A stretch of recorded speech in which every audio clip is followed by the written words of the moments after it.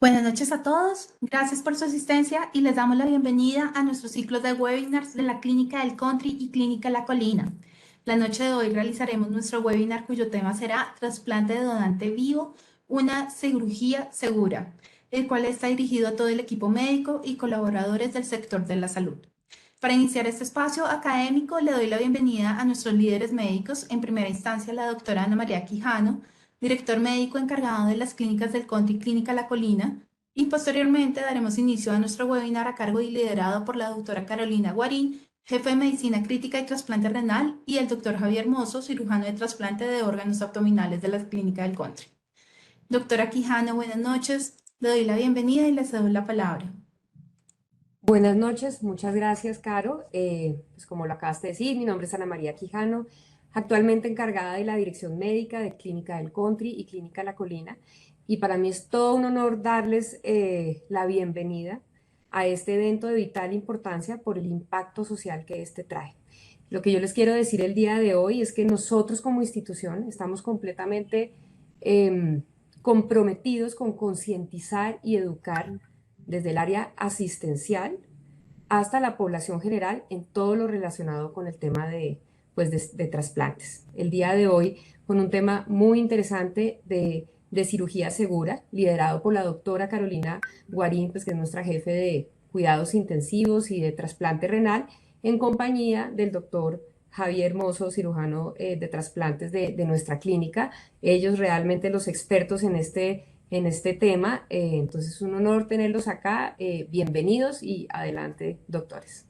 Que estén bien y que disfruten de este gran evento. Doctora, muchas gracias. Y bienvenido, doctor Mozo, a todos, bienvenidos. Yo creo que la doctora Quijano hizo una excelente introducción contándonos que efectivamente el programa de trasplantes es uno de los pilares dentro de nuestra organización. Tiene un valor no solo científico, sino social muy importante y que hoy vamos a hablar de un tema súper interesante que es el programa de trasplante en donante vivo, que es un programa que ha salvado muchísimas vidas, que nos ha permitido mejorar la calidad de vida de muchas personas, de nuestros familiares, y que tiene un valor impresionante en la sociedad. Así que, pues bueno, sin más preámbulos, voy a dar la bienvenida al doctor Mozo. Vamos a comenzar hablando acerca de qué es el donante vivo, qué es el trasplante en donante vivo, y más aún vamos a hablar de cuáles son las estadísticas que tenemos actualmente de donación en vida y cuáles son los resultados. Doctor Mozo, bienvenido, muchas gracias por estar con nosotros. Muchísimas gracias, doctora Quijano, bienvenida. Doctora Guarín, muchísimas gracias por la presentación. Un gusto saludar a todos los asistentes al webinar en la noche de hoy. Me presento, mucho gusto. Soy Javier Mozo, cirujano de trasplante de órganos y laboro en la clínica del Country.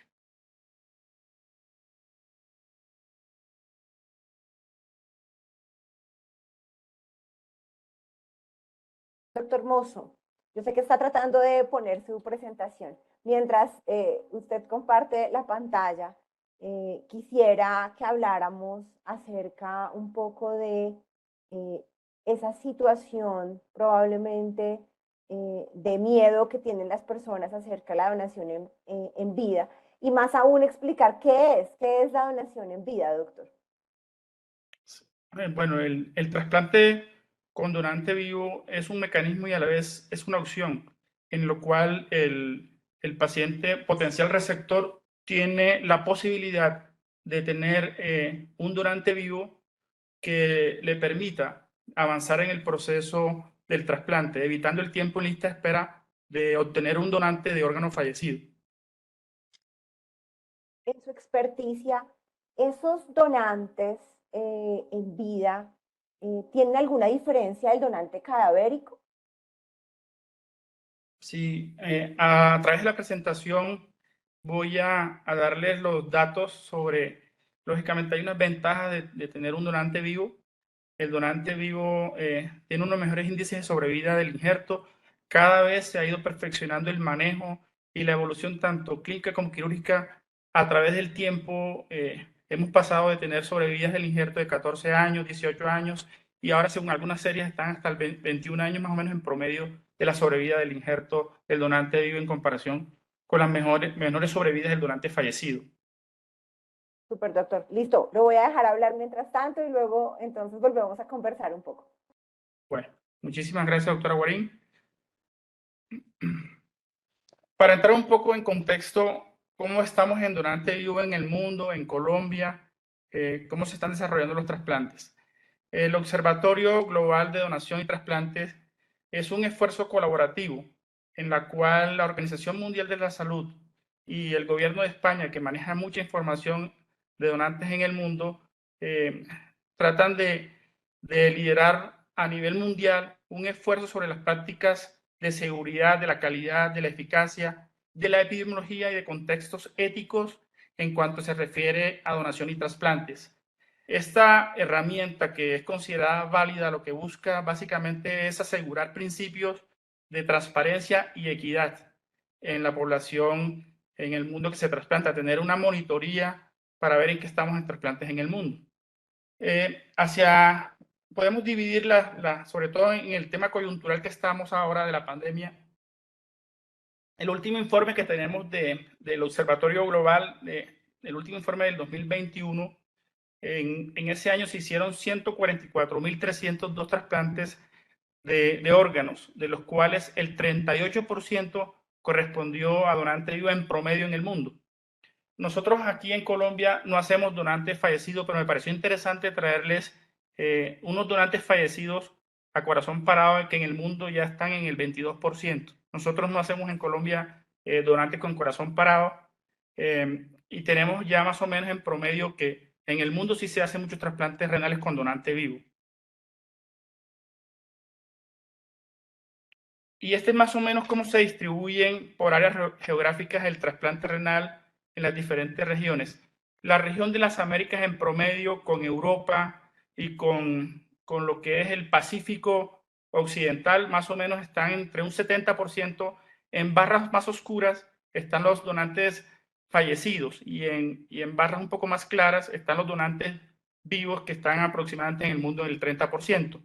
Pero fíjense ustedes que hay unos países en los cuales el sistema no está tan bien desarrollado, los sistemas de salud, en los cuales hacen muy poco trasplante, pero muchos de los trasplantes que hacen los hacen con donante vivo. Por ejemplo, el tema de África, el tema del Mediterráneo Oriental y parte del sudeste asiático. Su actividad principal la enfocan en trasplantes con donante vivo. En Occidente tenemos más o menos un 70-30, 70 fallecidos, 30% de donante vivo. Y esta es la situación, cómo está Colombia en comparación con el resto del mundo. Estos son riñones trasplantados por cada millón de población. Lo lideran lógicamente España, Estados Unidos, que más o menos hacen 60 y 15 y 20, entre 70 y 75 trasplantes por cada millón de población. Nosotros aquí en la gráfica, pese a que estamos en el centro de la gráfica, no estamos en el centro del número de trasplantes por millón de población, porque realmente si queremos estar en el centro de entre un 30 y 35, deberíamos estar como está Italia, como está Bélgica,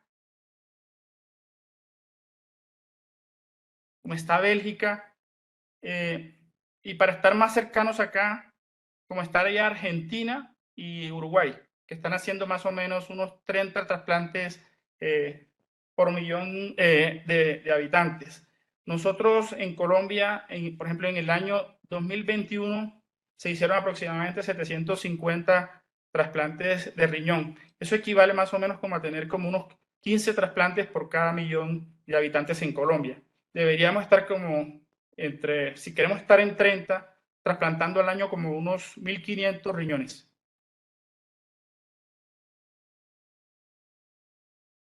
Bueno, pero las consideraciones adicionales al tema es que nosotros, un esfuerzo de todos los grupos de trasplante, que hemos querido expandir ese pool de donantes. Cada vez estamos tratando de obtener donantes fallecidos con unos riesgos que anteriormente no eran considerados sujetos para ser donantes. Hoy en día lo estamos haciendo.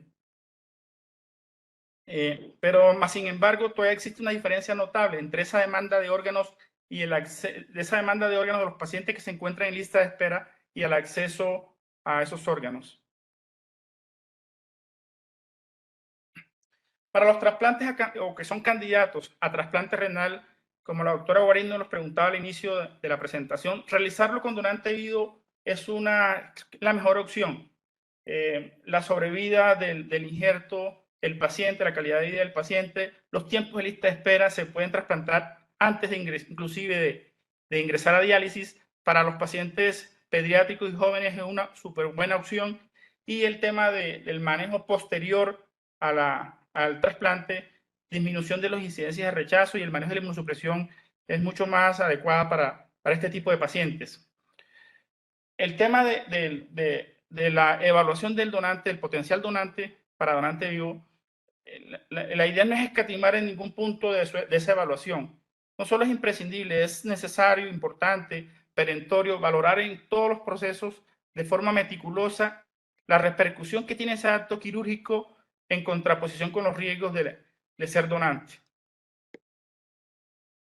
Y esta es la situación como estamos en Colombia en los últimos 4 años, según los informes ejecutivos anuales del Centro Regulador de Trasplante de la Red de Donación y Trasplantes en Colombia.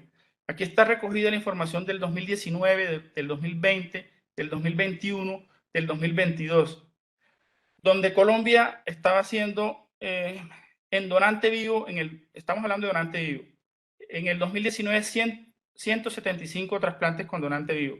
En el 2020, 120 trasplantes, se bajó un poquito hacia el 2020 los donantes vivos. En el 2021 trató nuevamente de subir a 145 y en el 2022 ya tenemos unos números superiores a los que estamos prepandemia con donante vivo. Pasamos de tener 18% de donante vivo prepandemia a tener un 28.3% posterior a la pandemia. Y si vemos la situación de Bogotá, de la Regional 1, se ha mantenido relativamente estable. Yo, por los informes, básicamente pude darme cuenta que hacia la Regional 3 anualaron mucho el tema de donante vivo después de la pandemia, durante la pandemia y después de la pandemia. Y estos son los números de la clínica del Country. En el 2022 hicimos 14 trasplantes con donante vivo.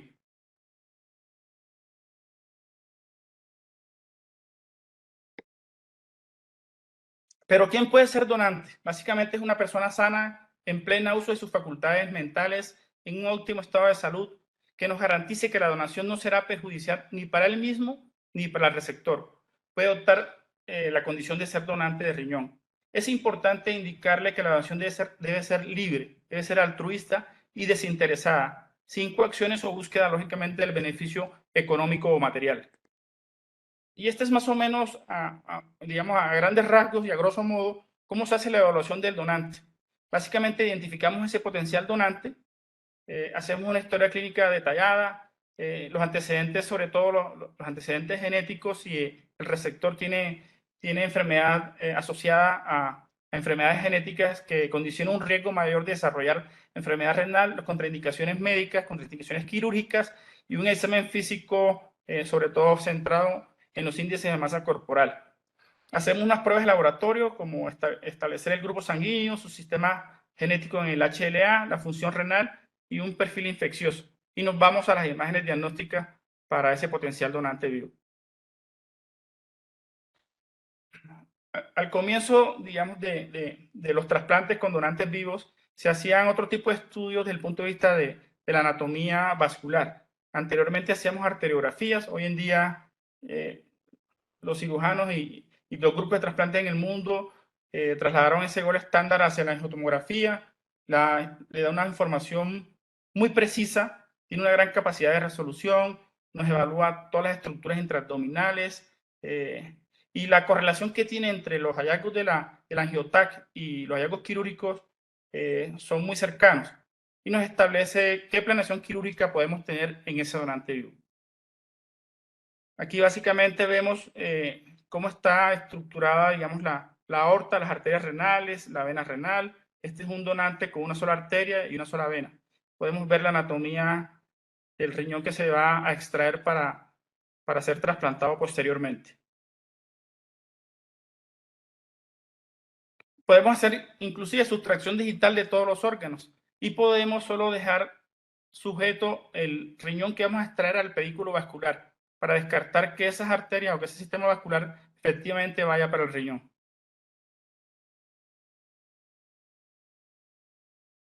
Cuando existen arterias múltiples, la capacidad de resolución también es muy confiable del TAC. Podemos establecer en este caso si hay dos arterias renales, cómo vamos a hacer la cirugía de reconstrucción vascular previo al trasplante. Y anteriormente, tener más de una arteria era una contraindicación para ser donante. Hoy en día cada vez salen más estudios de que realmente tener dos arterias hoy en día no hay diferencias desde el punto de vista de las complicaciones quirúrgicas, urológicas, de los días de estancia hospitalaria después del trasplante, de la función retrasada de los aloinjertos renales y de la tasa de filtración de ese riñón trasplantado a los 3 y a los 12 meses. Y este es como hacemos la cirugía del donante vivo por laparoscopia. Básicamente, la mayoría de las veces extraemos el riñón izquierdo por las características anatómicas de su sistema vascular. La vena es mucho más larga. Hacemos énfasis sobre todo en esta área del hipocondrio izquierdo para poder tener un buen pedículo vascular. Disecamos el ureter, la arteria, la vena, extraemos el riñón por unas incisiones que pueden ser periumbilicales o de Fan Steel en la región del hipogastrio. Y los puertos de laparoscopia que colocamos ubicados triangularmente en la región periumbilical y la incisión de extracción por la región pélvica baja. La nefrectomía por laparoscopia fue el hito que cambió, así como migró el angioTAP versus arteriografía. La cirugía abierta versus la cirugía laparoscópica también son dos grandes hitos en la donación con donante vivo. La capacidad de tener una mejor visión, una forma de ver la anatomía mucho más grande, más precisa.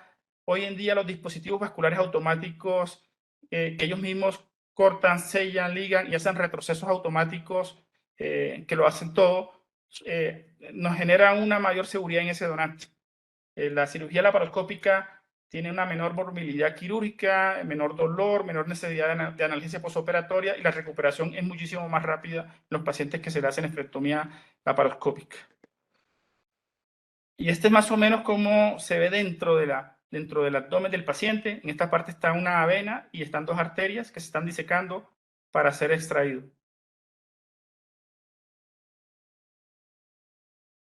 Estos son más o menos como se hace la disección de la vena está disecada, se están disecando las arterias, se están separando arterias y venas para poder hacer un corte lo más distal posible al riñón y poderlo volver a reconstruir.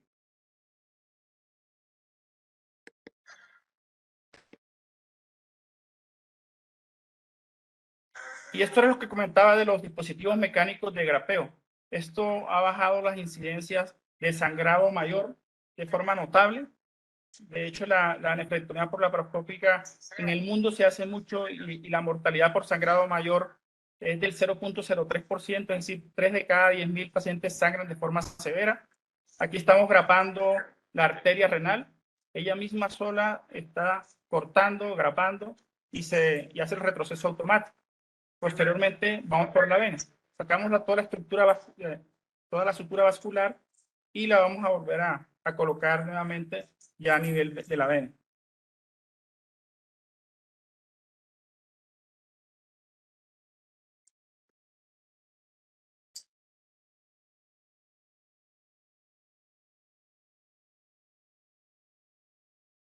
Una vez extraemos el riñón, hacemos una cirugía que es una cirugía de bench, una cirugía de banco para preparar ese pedículo vascular.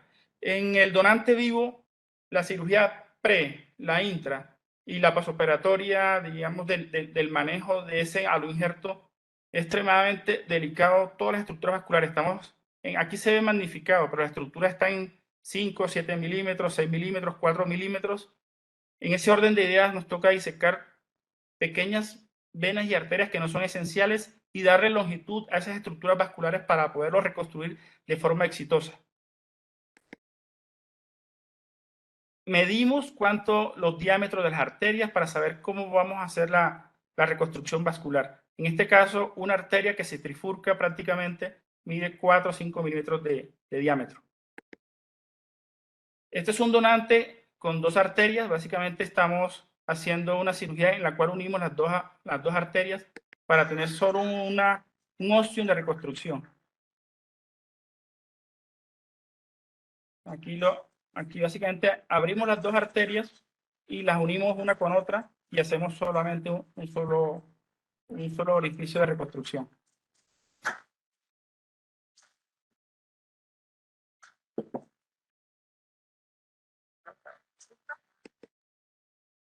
Bueno, una vez tenemos preparado el injerto, lo reconstruimos en el resector. Entonces, abrimos la arteria. El trasplante renal con donante tanto fallecido como con vivo es un trasplante que en la mayoría de las veces se hace de forma heterotópica, es decir, en un sitio diferente a donde están los riñones nativos. Se hace en la fosa ilíaca, de preferencia en la fosa ilíaca derecha, sobre los vasos ilíacos externos derechos. Se abre la arteria, se abre la vena y ahí se hacen las anastomosis vasculares. Después se hace la anastomosis del ureter. Aquí estamos midiendo el diámetro de la arteria que vamos a abrir para reconstruirlo. Aquí estamos haciendo la reconstrucción vascular, uniendo ya la arteria, la vena ya está unida. Y este es más o menos como se hace la anastomosis arterial.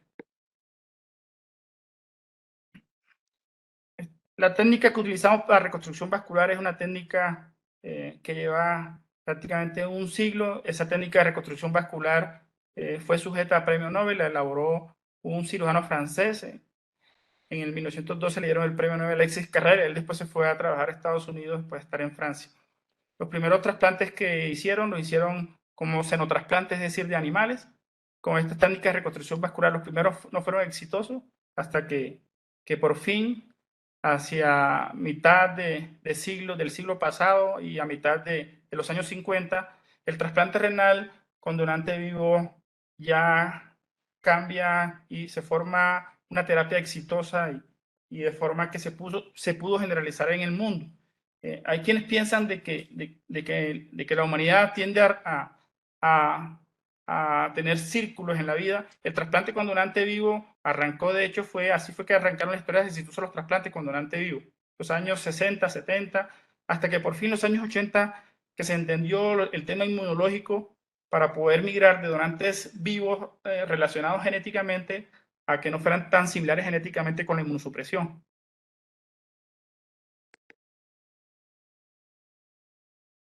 La anastomosis arterial, ¿cómo se hace?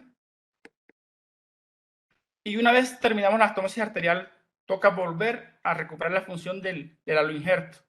Entonces reperfundimos, hacemos anastomosis venosas, arteriales primero, antes de la vía urinaria. Y así bajamos tiempos de isquemia. Entonces aquí ya tenemos hecha la reconstrucción vascular y volvemos a reperfundir y a calentar el aloinjerto. Si se dan cuenta, cambia de color. Este es un aloinjerto con 2 arterias reconstruidas en un solo parche y una sola vena. Y aquí está recuperando ya su perfusión.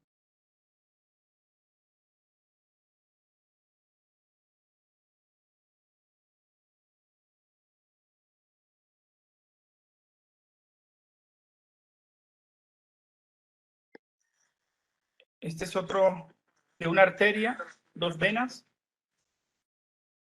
Cambia de color, ¿cómo cambia de color al recuperar la perfusión? Y acá lo calentamos. Recuerden que hacemos perfusión estática en frío, es decir, sacamos el órgano, en donante vivo tenemos un tiempo de isquemia caliente dentro de un organismo de cual se extrae mientras lo sacamos y lo perfundimos, que pueden pasar 1, 2 o 3 minutos mientras le hacemos perfusión estática en frío. Lo enfriamos y después lo volvemos a calentar. Aquí es un aloinjerto ya reconstruido. Acá está la parte arterial, 2 arterias, una vena.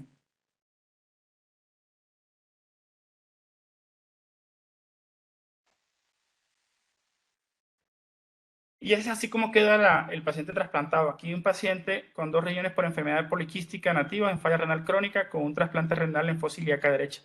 Vena reconstruida, arteria reconstruida y el sistema de excreción urinario reconstruido.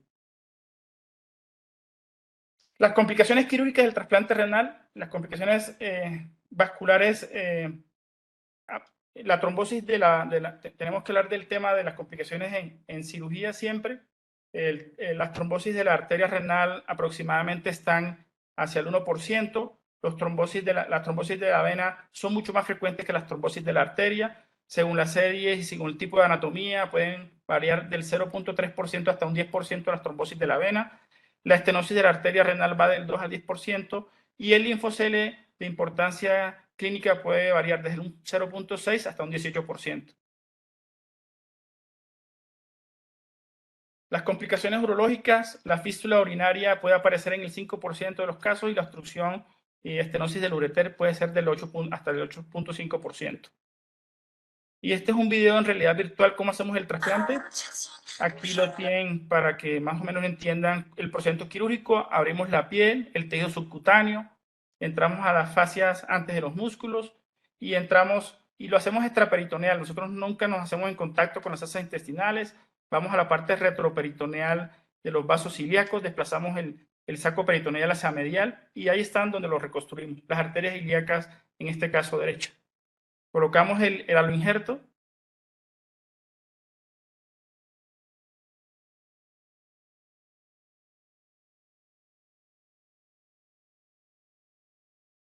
Disecamos los vasos. Reconstruimos la vena primero.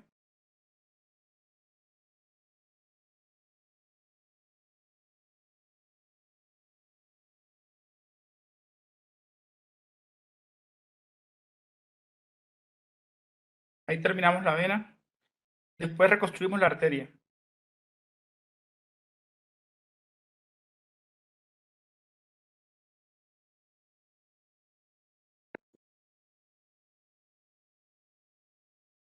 Ahí reconstruimos la arteria. Reperfundimos, soltamos la arteria, la vena. El riñón toma su coloración rosada y nos vamos a reconstruir la vía urinaria.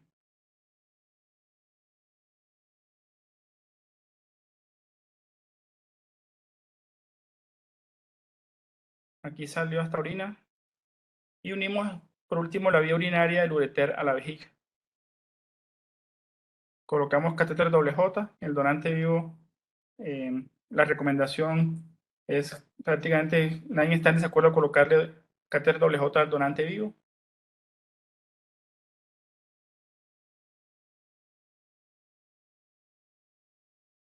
Y cerramos nuevamente los planos que abrimos al comienzo. En la fosa ilíaca derecha queda la cicatriz de aproximadamente 12 a 15 centímetros. Bueno, muchísimas gracias. Si hay alguna pregunta, comentario. Doctor, de verdad que verlo explicar de una manera, digamos que más visual es muy fácil y muy agradable. Muchas gracias por ilustrarnos a todos. Sí, hay varias preguntas y quiero que un poco hablemos acerca, cuando hacemos esa evaluación del donante, y en este caso, cuando hablamos de donación en vida, cuando el trasplante es de donante vivo, nuestra prioridad es el donante. Un paciente completamente sano, es un paciente que es el que va a dar, ¿cierto? Es el que va a entregar el órgano para su familiar o la persona indicada.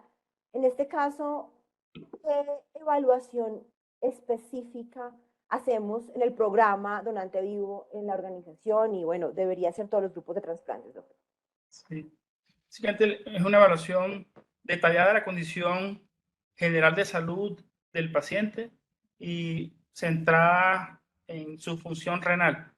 Pero de todas formas, la idea es poder tener un panorama amplio de poder garantizarle que esté sano, que no tenga enfermedades que con la donación empeoren su condición de salud. Descartamos enfermedades infecciosas también posibles que puedan transmitir al receptor. Digamos que es un proceso estructurado donde no se escatima en establecer la eficiencia en el binomio donante-receptor. Los dos deben continuar sanos. Interesante. Yo creo que hay algo importante que tenemos que anotar y que todos sepan, que adicionalmente a la parte física y al estado de salud del paciente, también se hace un estudio psicológico, nutricional, de apoyo social, ¿cierto? Apoyo con su familia, y en la parte ética, que es algo súper importante, que tengan clarísimo que cuando van a donarlo van a hacer voluntariamente, como usted lo dijo, que va a ser algo completamente de corazón, porque es súper importante que entiendan o que se entienda que la donación en vida pues es algo completamente transparente y que el donante podría decir no en cualquier momento del proceso del estudio de trasplante, ¿no? Es algo Sí, muy importante voluntario. también Ujú. hacer esta referencia. Bueno, doctor, otra pregunta que tenemos aquí es, mujeres que donan, yo voy a donarle a mi hermano, pero yo quiero quedar embarazada. ¿Eso se puede, doctor? ¿Hay algún riesgo? Sí, sí se puede quedar embarazada. Lo que sucede es que a uno le gusta que ya hayan tenido su paridad satisfecha. A la mayoría de las donantes mujeres, después de la donación que quedan embarazadas, les va bien, a la mayoría, pero hay un pequeño riesgo y que ese es uno como médico siempre debe prever. La mujer donante tiene un poco más de riesgo de desarrollar hipertensión inducida por el embarazo, preeclampsia, diabetes gestacional. Por eso es que nos gusta que ya tengan el tema de su paridad satisfecha, pero sí pueden quedar embarazadas. Super, doc. Otra pregunta. En caso de que mi riñón no le sirva a un familiar mío, ¿yo puedo donar a otra persona? ¿Es posible que yo diga, no, ve, yo quiero donarle a alguien? Sí. La respuesta es sí, pero no lo hacemos todavía. Yo creo que poco a poco estamos llegando el día en que nos toque hacerlo. Yo creo que la pregunta hace referencia a donantes cruzados de donación pareada. Digamos que uno a veces en la evaluación encuentra una genética perfecta, pero el grupo sanguíneo es incompatible. Pero yo pienso que hay que ampliar el tema de la donación cruzada pareada a pruebas cruzadas positivas entre donante y receptor, a alelos inaceptables, a diferencias de edades muy notables en el tiempo entre donante y receptor, a los índices de masa corporal que son muy diferentes, sobre todo cuando el donante es muy pequeño y el receptor es muy grande. Entonces, yo creo que a futuro, ojalá que esté cercano, podamos entrar en un tema de organizarlo desde el punto de vista normativo y comenzar a trabajar en ese tema. Hay otra pregunta. ¿Cuándo definitivamente no puedo donar? Yo esa pregunta la, la dividiría, o sea, una pregunta porque, porque precisamente durante la evaluación del donante vivo, uno trata de ver si realmente no puede, digamos, existe una condición que no puede ser donante. Entonces, yo lo diría en la parte psicológica, mental, que usted había notado que se valora dentro del donante, que tenga esas plenas capacidades de tomar la decisión de voy a dar el riñón, que sepa la connotación psicológica y que pueda cuidarse todo el tiempo. Otras condiciones que son médicas, es decir, si el paciente tiene enfermedades, ya sea genéticas, hereditarias o adquiridas desde el punto de vista vascular, que le alteren la función renal en el largo plazo, todo eso no lo va sopesando el riesgo-beneficio de ser donante. Y ahí, lógicamente, están otras contraindicaciones que pueden ser relativas o absolutas desde el punto de vista quirúrgico en cuanto a la anatomía del donante.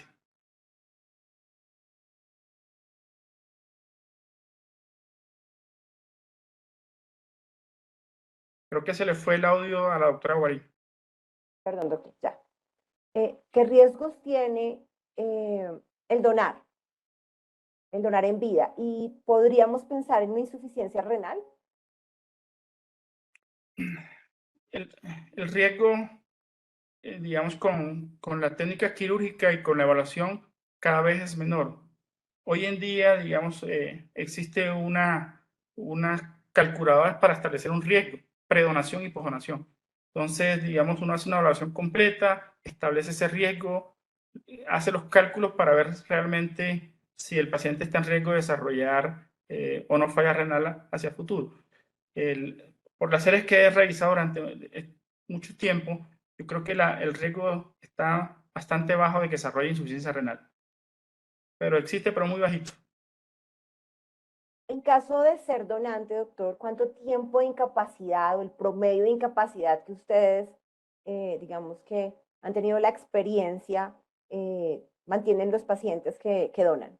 un mes. Recuerden que la cirugía del donante la cubre la EPS del receptor, pero de todas formas él debe tener su propia EPS. Pero en promedio al mes, ese es desde el punto de vista, digamos, legal, darle esa incapacidad. Pero hoy en día era diferente como antes. Antes hacíamos cirugías abiertas, lumbotomías, laparotomías, resecábamos costillas para el donante y el paciente duraba hospitalizado 4, 5, 6 días, hacía más complicaciones médicas, la recuperación era muy larga y las incapacidades se prolongaban más. Pero en la laparoscopia hoy en día a los 15, 20 días el paciente está en buenas capacidades físicas de desarrollar sus actividades. Súper interesante. Doctor, una pregunta. Si yo soy donante, ¿debo tener algún cambio de estilo de vida o debo tener alguna recomendación especial al normal de una cirugía o debo tener alguna, eh, digamos que, indicación especial? Los cambios en el hábito de vida debieran ser siempre antes de ser donante. Antes de uno donar debe tener unos hábitos de vida. Después de donar, lo importante es que el paciente no se suba de peso, ejercicio, tiene un solo riñón, siempre estar en controles con el médico, toda la prescripción de medicamentos bajo supervisión médica. Y hay un tema que es el tema de los deportes. Solamente tiene un solo riñón y la idea es que no se ponga a deportes de alto contacto con un solo riñón. Y siempre cuando ingresa por los servicios de urgencias o consultas, comentarles a su médico de que tiene un solo riñón. Doctor, pues la verdad hemos terminado las preguntas de rigor. No sé si usted nos quiera contar alguna cosa especial acerca del programa Donante Vivo. Yo creo que es algo muy interesante que la organización debe conocer, debe saber. Es un programa que socialmente permite a muchos pacientes salvar su vida y mejorar su calidad de vida. Es un programa que requiere una experticia y un grupo sólido en el manejo tanto quirúrgico como clínico. Y nuevamente, pues es un manejo multidisciplinario que requiere obviamente un control tanto del donante como del receptor. Quisiera como una conclusión grande acerca de la donación en vida, doctor. Claro, creo que sí. No, el mensaje en cuanto al trasplante con donante vivo, el donante, digamos, sus condiciones de salud y su procedimiento quirúrgico es muy seguro hoy en día. Se hace en todas partes del mundo, de tranquilidad, de confianza, de que es una cirugía segura. Ese es el primer mensaje que quiero enviarles a todos los participantes del webinar. Y que los grupos que hacen donante vivo son grupos de excelencia, competitivos, con un talento humano y profesional que cada vez empujan el norte un poco más adelante, que siempre van a estar en Colombia. Los trasplantes están en muy buenos grupos. Pues yo creo que ese es el mensaje, que donen, que les va a ir bien. Gracias, Doc. Yo también quiero dar un mensaje importante a la organización y es que tienen un grupo de especialistas, un recurso humano, un talento humano impresionante, que tenemos a los mejores dentro del grupo y que creo que hay que aprovecharlos, hay que seguir incentivando la donación, que agradecemos a todos estar aquí con nosotros, dándonos este espacio para poder ampliar un poco más digamos que el tema y que aclaremos muchas de las dudas que probablemente están alrededor de los trasplantes y de la donación, que eso impide que nuestra misma cultura de donación permita aumentar ese número de donación y trasplantes.